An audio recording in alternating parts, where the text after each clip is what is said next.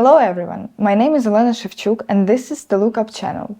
It has been more than a year since the war in Ukraine started. In the previous video, It is Over There, I was debunking the myths which were deliberately created by the pro-Russian media to blame Ukraine for the war and to justify Russia's invasion. The myths in which unfortunately many people would trust. However, there is one more very strong myth concerning the world and the West itself. It sounds like NATO is guilty in the Russian-Ukrainian war, and the way the people in the West sometimes blame the military alliance for triggering Russia. Today I will show you why Putin's Russia turned the expansion narrative upside down. Some people believe that the Russian aggression against Ukraine was provoked by NATO, and such statements have been spread for a while in the public sphere, on social networks and some Western media. One of the examples of these claims is the article which was published in The Guardian in 2022, 4 days after Russia invaded Ukraine, called "Many predicted NATO expansion would lead to war." Those warnings were ignored. Russia's military offensive against Ukraine is an act of aggression that will make already worrisome tensions between NATO and Moscow even more dangerous. The West's new Cold War with Russia has turned hot. Vladimir Putin bears primary responsibility for this latest development, but NATO's arrogant, tone-deaf policy toward Russia over the past quarter century deserves a large share as well. Analysts committed to a US foreign policy of realism and restraint have warned for more than a quarter century that continuing to expand the most powerful military alliance in history toward another major power would not end well.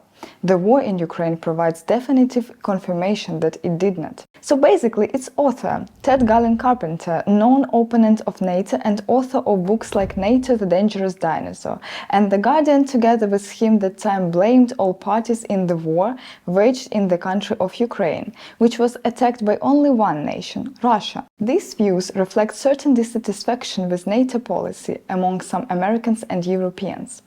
But there is one more, very specific thing, which people would call the expansion. Recalling the times of 90s when the Eastern European countries were joining NATO after they got independence from the communist regime. Those countries like Poland and the Baltic states launched for protection from Russia after their traumatic experience of life under colonialism and authoritarianism of the Soviet Union. Still, such a process of joining NATO by these countries is sometimes mistakenly seen as an expansion of the military alliance. Even such international celebrities as British musician Roger Waters, co-founder of the rock band Pink Floyd, said recently via video link at the UN Security Council that Russia's invasion of Ukraine was not unprovoked, which caused sharp criticism from Ukraine's ambassador to the UN, Serhiy Kislytsa. The ambassador of the Russian Federation to the UN invited the 79-year-old Waters to speak at a meeting of the Security Council to discuss the supply of weapons to Ukraine. He has already been criticized for his stance on the war and his statements that the West should stop supplying arms to Kyiv. The Russian invasion of Ukraine was not unprovoked. Enough is enough. We demand change. President Biden, President Putin, President Zelensky, USA, NATO, Russia, the EU, all of you, please change course now. Agree to a ceasefire in Ukraine today. It is surprising that Russia brought a singer to its defense at the UN to talk about how it is threatened by NATO. But before that, the representative of Russia at the UN made statements to the whole world that Ukraine and the USSR are breeding war mosquitoes and killer birds to destroy Russian soldiers. There is also an interesting fact which was forgotten.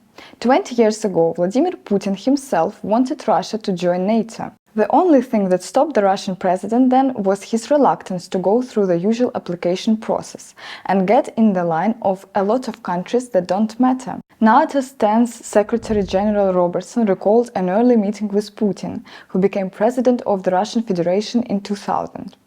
Putin said, "When do you intend to invite us to NATO?" And Robertson said, "Well, we don't invite people there, they join NATO, they apply to join NATO." And Putin said, "Well, we do not stand in the same row with many countries that do not matter." So, if Putin was somehow allowed to, then NATO would have expanded into Russia itself, wouldn't it? By 2007, Putin got a taste of power and made his historical speech in Munich, where he criticized what he called the United States' monopolistic dominance in the world, and said that Russia perceived NATO's eastward expansion as a threat. Думаю, очевидно, процесс натовского расширения не имеет никакого отношения к модернизации самого Альянса или к обеспечению безопасности в Европе. Наоборот, это серьезно провоцирующий фактор, снижающий уровень взаимного доверия. И у нас есть справедливое право откровенно спросить, против кого это расширение. It is typical for the Russian propaganda myth to blame the West and NATO, but unfortunately is also used by many people in the world. Some people, both in Europe and in the US, until recently perceived post-Soviet Russia as a counterweight to imperfect Western capitalism, though such thinking is long ago vague and not correct. Russian oligarchs are among richest people in the world. There are millions of private enterprises there that avoid paying taxes, and political and church figures who own luxurious apartments, airplanes, yachts and other structures. Their children study in the best higher institutions of Europe and America. In a word, Russian politicians that publicly oppose the West and NATO do not publicly enjoy the Western way of life. It is obvious that NATO is imperfect.